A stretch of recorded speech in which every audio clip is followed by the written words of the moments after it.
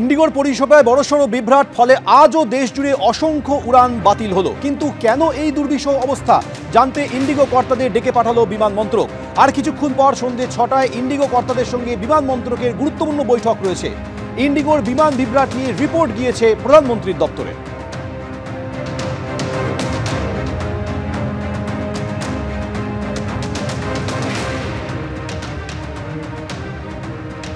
বিজেপির রাম মন্দিরের শিলান্যাস, মুর্শিদাবাদেই হুমায়ুনের পাল্টা রাম মন্দিরের শিলান্যাসে বিজেপি নেতার উদ্যোগে বহরমপুরে রাম মন্দিরের শিলান্যাস।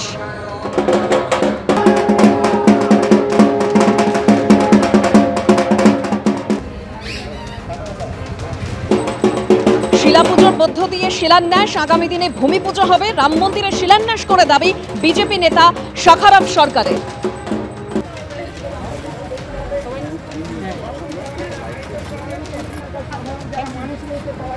বছর পেরোলেই ভোট, আর এবার যে ছবি আপনারা দেখতে পাচ্ছেন, বাবরি মসজিদের পাল্টা এবার রাম মন্দির।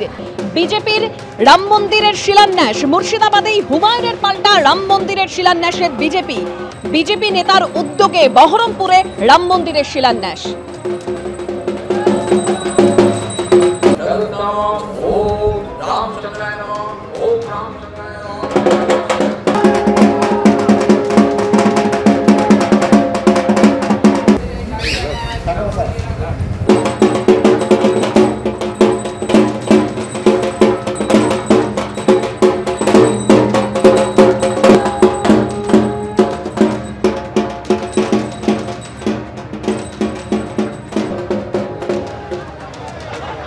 আমরাও আজকে সেইভাবে শিলা পুজো করছি, ইট পুজো আর কি।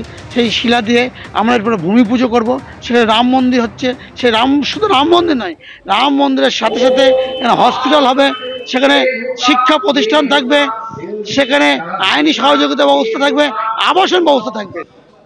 সে যে রাম মন্দির হচ্ছেই, যারা বিরোধিতা করছে তারা বিরোধিতা করতে দেন। আর বাবরি মসজিদ যেটা বলছেন, এটা হুমায়ুন কবির করছে নয়, এটা মাথায় রাখবেন। এখানে দিদির মস্তিষ্ক আছে। বাম দলগুলো একসঙ্গে আজকে রাস্তায় নেমেছি।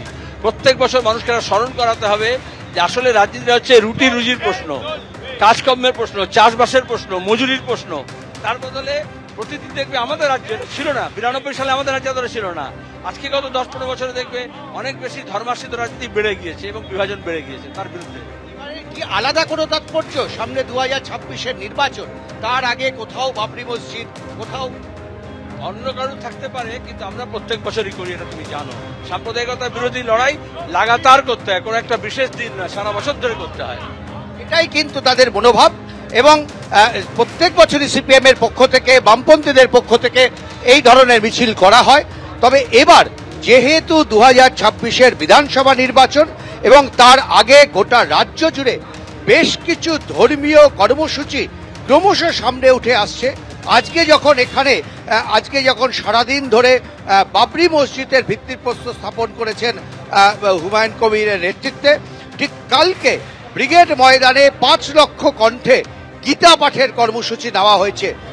এই সব মিলে পশ্চিমবঙ্গের ঐক্য সংহতি বিনষ্ট করতে দেওয়া হবে না, এই স্লোগানকে সামনে রেখে বামপন্থীদের এই মিছিল।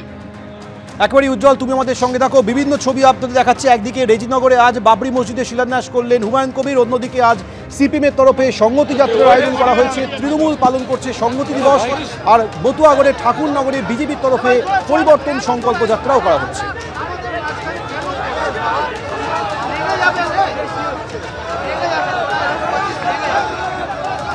ভোটের আর কয়েক মাস বাকি, তার আগে রাজ্য রাজনীতি বিভিন্ন ইস্যুতে উত্তপ্ত হচ্ছে।